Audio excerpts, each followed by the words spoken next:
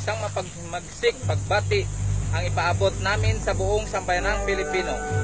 Pinaliktad na namin ang bandilang Pilipino upang ipahiwatig na tayo ay nasa kalagayan ng digmaan. Digmaan laban sa mga nais na yurakan at wasakin ang nalalabi, pangisiyensya at simbolo ng demokrasya at ating bansa. Dilit iba kundi ang sagradong baluta at halalan. Mairing ipaabot namin sa sambayanang Pilipino, lalong-lalo na kay Chairman Andres Bautista at kanyang mga komisyoner ng Kumilik, Smartmatic at Pamalaan ng isang mahigpit na babala na kaparusahang kamatayan ang igagawad ng aming grupo. Sinumang hahadlang sa tunay na kabasiyahan sa halalan 2016 na sambayanang Pilipino. Binabalaan namin ang mga korporasyong nagsusurbi na huwag iligaw at linlangin ang sambayanang Pilipino dahil lang sa malaking pera ay papatawan din ng kaparusahang kamatayan. Layunin namin ang laga ng karapatan at kapakanan ng sambayanang Pilipino. Nakahanda rin kami pumatay at mamatay para sa mamayang Pilipino. Naniniwala kami na ang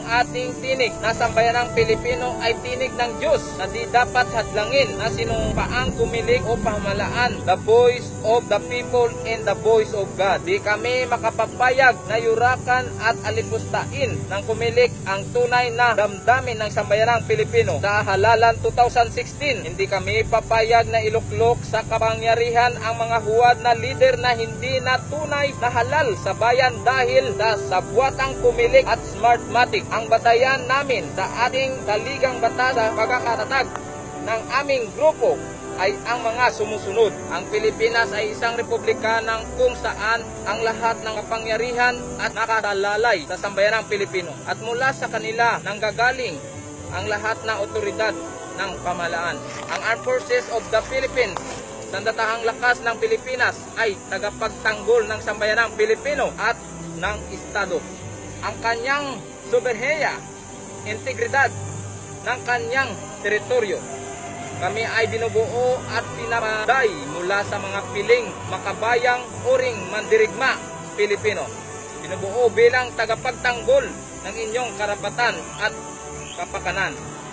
Nagkaisa kami upang sa gitna ng kalunos-lunos na kalagayan na sambayanang Pilipino ay magkaroon sila ng tunay tagapagtanggol ng kanilang karapatan at kapakanan na handa pumatay at mamatay para sa kanila. Sa buong puso nila inahandog ang kanilang buhay, pangalan at karangalan sa altar ng sakripisyo upang magsilbing dakilang halimbawa para sa wakasan na ang kultura ng walang kaparusahan o impunity at kultura ng karuwagan o guardes na umiiral na buong bansa gaya sa paglaganap ng illegal ng droga.